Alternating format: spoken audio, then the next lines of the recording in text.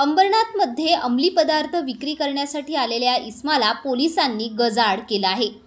गुप्त माहितीच्या आधारावर गुन्हे शाखेच्या पथकाने केलेल्या कारवाईत 21 वर्षीय फरहान हबीब चौधरी राहणार मानखुर्द मुंबई याला शिताफीने ताब्यात घेण्यात आलं। या आरोपीकडून तब्बल 161 ग्रॅम वजनाचा MD मेफेड्रॉन हा अंमली पदार्थ, मोबाईल फोन आणि रोकड असा मिळून 32,30,400 रुपयांचा मुद्देमाल जप्त करण्यात आला आहे।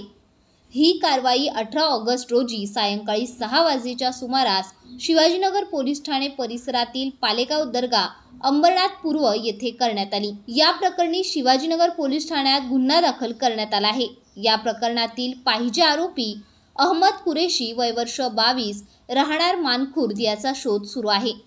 कारवाईत वरिष्ठ पोलीस निरीक्षक योगेश आव्हाड यांच्या मार्गदर्शनाखाली API श्रीरंग गोसावी, PSI अशोक पवार तसेच पोलीस कर्मचारी चंद्रकांत सावंत, गणेश गावडे, योगेश वाघ, रितेश वंजारी, राजेंद्र थोरवे, विक्रम जाधव आणि चालक अविनाश पवार यांनी सहभाग घेतला।